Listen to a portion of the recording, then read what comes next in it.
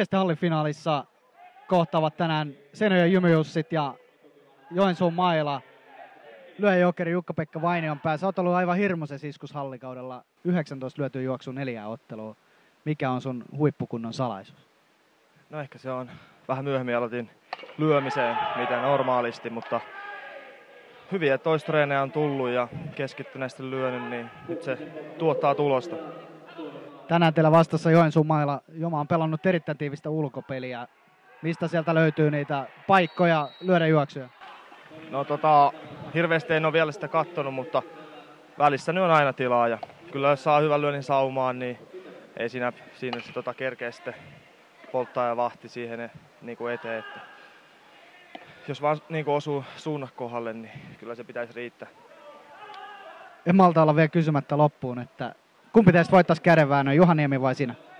Miesten hallin lopputurnauksen finaali on kohta alkamassa. Joensuun Maila saa vastassa Seinäjoen Jymy-Jussit. Juhaniemi, teillä hieno talvikausi tähän mennessä. Miten Jymy-Jussit kaatui?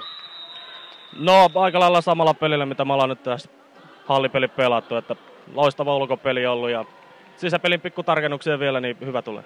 Sulla on sisäpelissä vielä onnistumiset pikkasen antanut odottaa itseään. Millä tavalla tänään Jymy-Jussien ulkokenttää tulet puhkomaan? No nyt on vähän heikosti käynyt kyllä itsellä keppiin, mutta kyllä on ruokittunut aika hyvin itseänsä, että lyönnit lähtee koodilleista tänään. Jymy-Jussien Jukka-Pekka Vainionpää sanoi tuossa ennakkohaastattelussa, että kysyin, että miten käy kädenväännössä, jos te otatte. Ja Jipe oli sitä mieltä, että hän voittaa vaikka yhdellä kädellä sut. Mitä sä siihen sanot?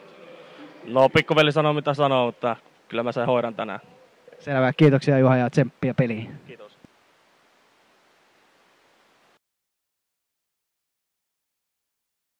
Juhaniemi.